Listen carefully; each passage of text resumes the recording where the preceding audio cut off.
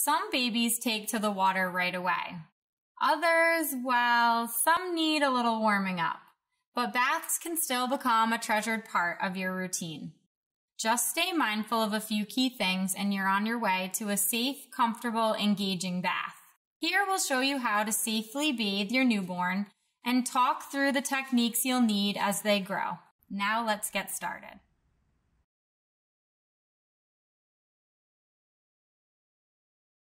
You may be excited to break out the camera and give baby their first bath, but research suggests that there are a variety of physical and emotional benefits to delaying the first bath. The World Health Organization recommends waiting until 24 hours after birth to bathe baby. Why, you ask? Well, first, delaying baby's first bath gives them time to regulate their body temperature and blood sugar levels after birth. Second, it allows the vernix to stay on baby's skin, which helps retain heat, protects baby's skin, and prevents it from drying out. Third, delaying the bath allows for more immediate skin-to-skin time, which can aid bonding and support breastfeeding success. Even after 24 hours, you'll still want to delay traditional baths in favor of sponge baths. This way, you can clean the baby while keeping their umbilical cord area dry until it heals. Don't worry about bathing every day in the beginning either. A sponge bath 1 to 3 times a week is enough for a newborn. To give baby a sponge bath, lay a towel down on a clean, flat surface like a bathroom or kitchen counter, or a changing table, or even the floor. Just make sure you put a little padding down. You can use an infant tub, but baby is more likely to get cold this way, so I usually recommend using a blanket or a towel for the first few baths. Prep beforehand, and have all of your supplies in arm's reach so you don't have to step away to grab something you forgot. Remember, even if a baby isn't mobile yet, they can still move suddenly, which puts them at a risk of falling. So what supplies do you want on hand? You'll need a small bowl filled with warm water, 2 to 3 clean washcloths, a clean diaper, and clean clothes. If baby is particularly dirty, you can use a mild soap, but otherwise, at this stage, warm water is all they need. Newborn babies are still working on regulating their body temperature, so it's important to keep them warm while bathing them. You can do this by wrapping them in a dry towel.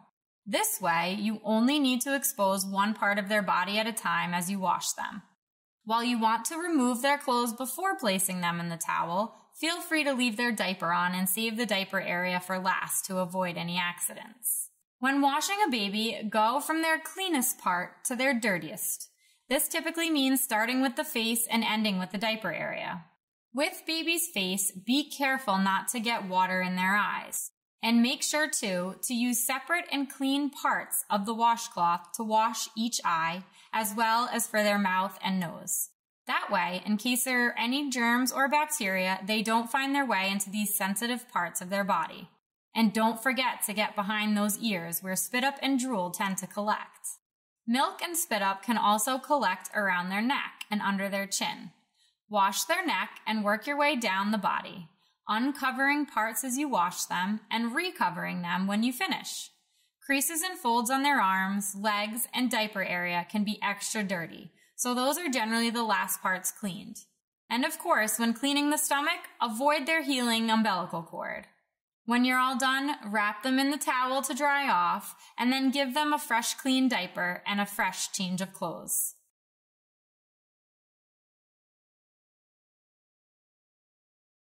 Once baby's umbilical cord heals and falls off, it's safe to start giving them real baths, though it's still recommended that you bathe baby no more than 3 times per week for the first year to avoid drying out their skin. But of course, you will know your baby best, and you may find you need to add an extra bath to your routine, especially once you start introducing solids. Again, start your bath by having everything you need within reach of the tub, like a washcloth, soap, and a clean towel. When it comes to soap, use it sparingly, since it can dry out baby's skin. Some parents only use soap for the dirty parts of the body, like their diaper area, and they wash the rest with warm water. When choosing a soap, you can buy one designed just for baby, but you don't have to. Just make sure it's mild, neutral pH soap without any additives. Ideally, it should be as natural as possible, and don't feel like you need a different shampoo and soap. Most baby-appropriate soaps can be used for their body and their hair. As for where to wash them, there are lots of kinds of infant tubs that can be used on the counter, the sink, or the regular bathtub. Some families also choose to forego the infant tub altogether and lay a clean towel down for baby in the sink or tub. Try different options and pick what works best for you and your family. Remember, none of these tubs allow you to safely step away from baby. Even small amounts of water can be dangerous, and drowning can happen silently within seconds.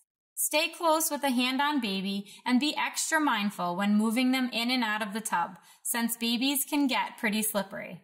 To make sure the water is the perfect temperature, use the inside of your elbow or wrist. It should feel warm, but not hot. Remember too, that you don't need to fill the tub completely. With the standard infant tub, you'll want to fill the water up so the baby's lower half is covered by about 2 inches of warm water. With the tub filled, you're ready to put baby in.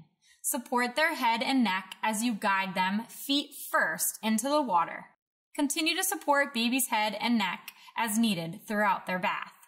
Like I said at the start, some babies just don't love baths at first, and that will hopefully change in time. But until then, you can minimize crying by keeping baby warm. Since most of their body will be above water, you can pour water on their belly, back, and arms every few seconds. You can even use a washcloth soaked with warm water on the top of baby's head or on their belly and periodically dip it back into the warm water when you notice it starts to cool down. Like with sponge baths, wash from the cleanest part to the dirtiest part. Start with the face and head and save the diaper area for last, and make sure you get into the creases of their neck, wrists, legs, and diaper area. For baby's face, you just need a gentle wipe with a washcloth. If baby has extra sensitive skin, feel free to even just use your hand.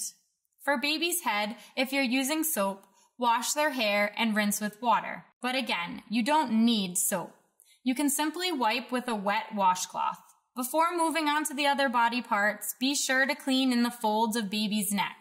Milk can get trapped there and lead to some funky smells and rashes. Next, you'll want to wash baby's hands and feet. Get in between their toes to get rid of any trapped lint. Now for washing the back. Some parents choose not to wash their baby's back since they're sitting in water. Others gently roll them to their side or sit them slightly upright in the tub. Some babies love the water, so when the cleaning is done, by all means, let them splash, kick, and play as they please. When it is time to get baby out of the bath, gently take them out of the tub and wrap them in a dry towel, making sure to cover and support their head too. Lay them on a clean, flat surface to dry them completely before putting on a clean diaper and a clean change of clothes.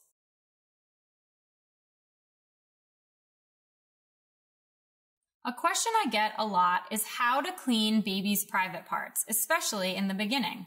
For boys, how you clean their penis will depend on whether or not they are circumcised. For an uncircumcised penis, simply wash with soap and water during bath time as you would the rest of their diaper area. At birth, baby's foreskin doesn't fully pull back, so treat it gently and do not force it, as this can cause pain and even bleeding. In fact, it isn't until about 3 to 5 years old when the foreskin will separate. If your baby is circumcised and their circumcision has fully healed, you will want to gently wash the penis with soap and water. You may also notice that a small piece of foreskin remains. You should gently pull back the skin each time baby is bathed to ensure it does not re-adhere back to the penis. You should also examine the groove around the head of the penis to ensure it is clean. For girls, you'll want to gently clean baby's vagina with mild soap and water during every bath.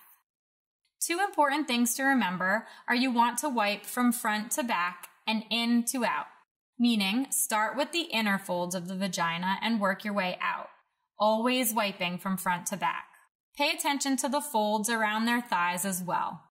Remember, this is sensitive skin, so use only gentle pressure when cleaning. Another question I hear is, should I put lotion or powder on my baby after their bath? Newborn skin has natural hydrating properties, so extra lotion or powder isn't necessary or recommended. If baby's skin seems particularly dry or your child has a skin condition such as eczema, ask your pediatrician if a particular cream is needed. I also often get questions about cradle cap, such as, what is it? Is there anything I can do to address it? Cradle cap looks a bit like baby dandruff and occurs because of extra skin buildup. This doesn't mean that baby is dirty, so extra baths are not necessary and can actually make it worse. You'll want to bathe baby as you normally would, and apply a bit of coconut oil and brush into the baby's hair and scalp. Perhaps even place a hat on afterwards for a little spa treatment. In the beginning, bath time can be a learning curve for both parent and baby. But as baby gets older, many find it to be something both they and their child look forward to. It's a great way to bond while helping children wind down to sleep. And by following these guidelines, you'll be a pro before you know it.